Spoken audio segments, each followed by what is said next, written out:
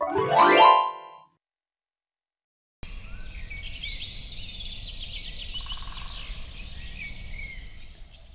নম্বর platform থেকে একটি throw train যাবে, তাই যাত্রীদের উদ্দেশ্যে অনুরোধ করা হচ্ছে আপনারা নিরাপদ দূরত্বে সরে দাঁড়ান। ভাই, ডাউন ট্রেনটা কটায় আছে? ঠাকুমা, ডাউন ট্রেন লেট আছে, আসতে দেরি হবে। ও,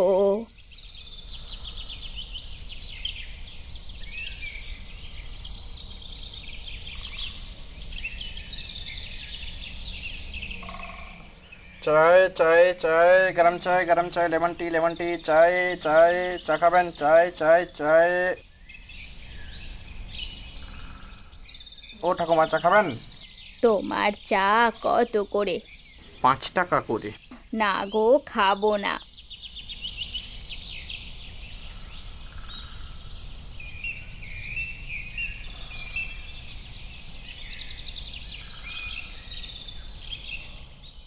প্ল্যাটফর্মে কি কোথাও খাবারের জল নেই?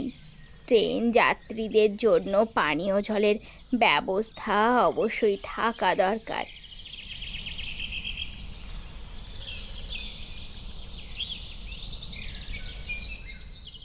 আচ্ছা ভাই, ওই প্ল্যাটফর্মে পানীয় জলের ব্যবস্থা নেই?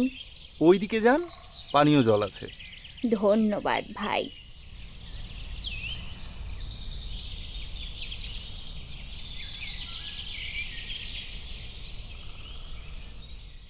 পানীয় জল পেয়ে গেছি, খুব তেষ্টা পেয়েছে। স্টেশনে জল নেই, বাইরে গিয়ে দেখি তো কোথাও জল পাই কিনা।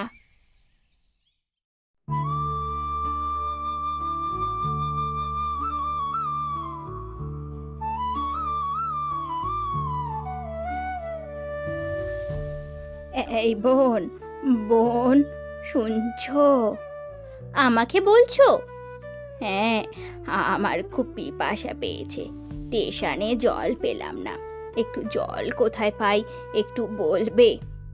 ওইদিকে একটু যাও, একটা টিউবওয়েল আছে, দেখতে পাবে। অনেক অনেক ধন্যবাদ।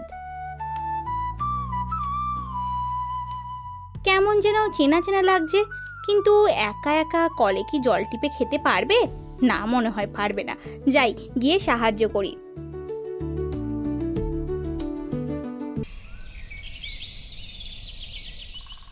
আমি টিপে দিচ্ছি বোন, তুমি জল খাও। অনেক অনেক ধন্যবাদ।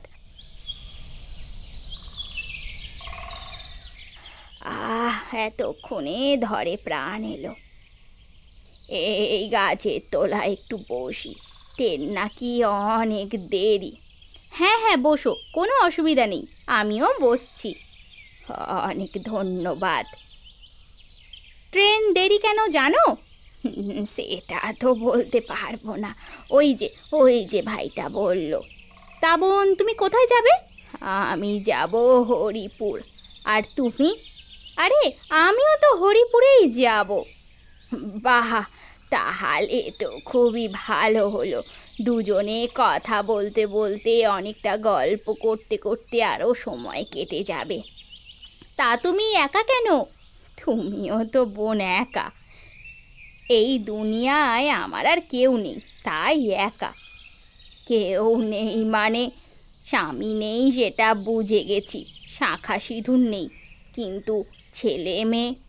দুঃখীর বিদীর্ণ বক্ষে জলে তব লেলিহান শিখা।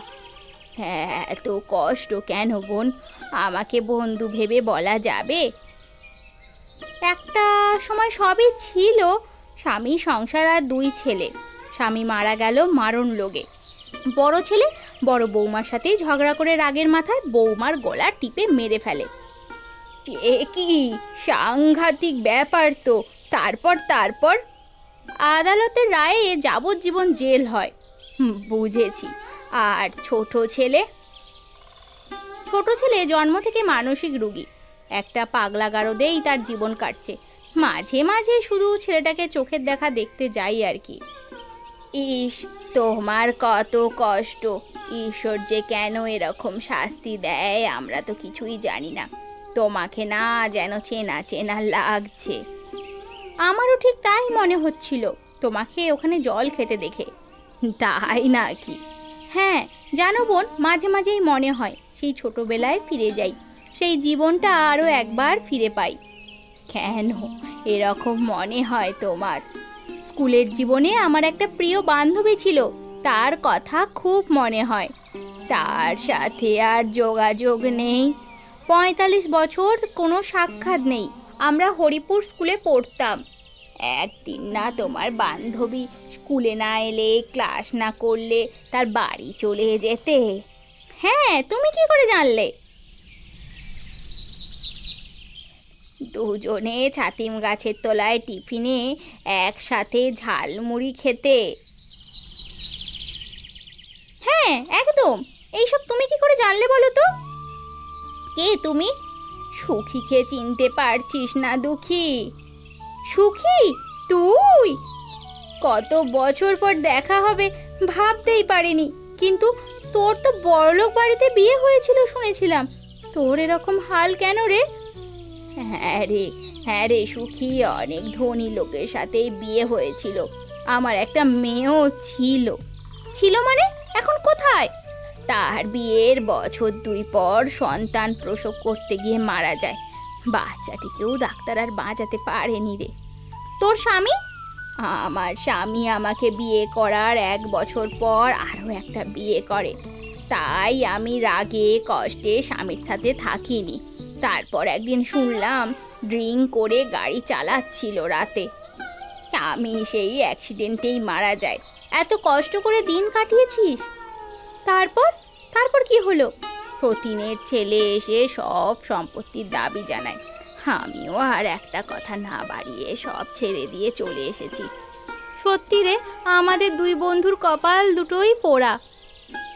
শেষ বয়সে এসে ভাবলাম হরিহরপুরে যাই, ওখানে ছোট কাকুর ছেলে ছোট্টুর কাছে থাকবো। কিন্তু তুই হরিহরপুরে যাচ্ছিস কেন? বললাম না, ছোটবেলার স্মৃতি খুব মনে পড়ে। ওখানে কতগুলো বছর কাটিয়েছি, চোখে মিলে দেখবো সেই হরিহরপুর, আমাদের স্কুল, খেলার মাঠ, আরও কত কিছু। কিন্তু আমি আর ছোট্টুর কাছে যাব না। কিন্তু আমরা দুজনে মিলে হরিহরপুরে যাব। তারপর তারপর শেষ বয়সে আমার প্রিয় বান্ধবীকে ফিরে পেয়েছি যখন, দুজনে একসাথে থাকবো, গল্প করব, দিন কাটাবো, এই সব। তারপর আরে আমরা দুজনে যে একটা কাজ জানি, মনে আছে তোর? হ্যাঁ, সেলাইয়ের কাজ। সেই কাজ করে দুজনের ঠিক পেট চলবে রে বন্ধু। সেই সঙ্গে সেখানে কিছু ছোট ছোট গরিব ছেলে মেয়েদের বিনা পয়সায় পড়ালে কেমন হয় সুখী? সাব্বাস, চল চল চল, ট্রেন চলে আসবে।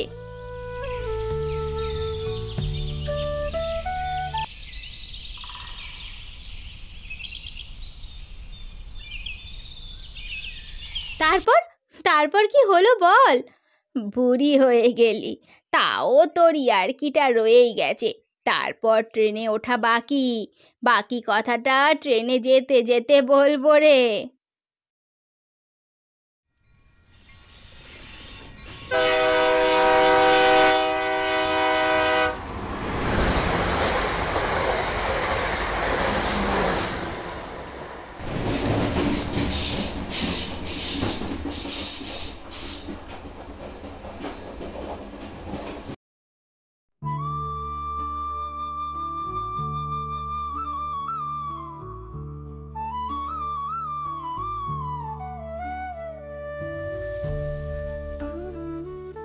কিরে কিরে, চল দেখ, এই জায়গাটা চিনতে পারছিস সুখী? হে, এই তো সেই জায়গা যেখান থেকে আমরা শেষ বয়সে ছাড়াছাড়ি হয়ে গেছিলাম। আমরা আবারও সেই জায়গায় এসেছি রে, দীর্ঘ 45 বছর পর। কত কিছু পরিবর্তন হয়ে গেছে বল। আমাদের কেউ নেই, আমাদের কপালটাই পোড়া।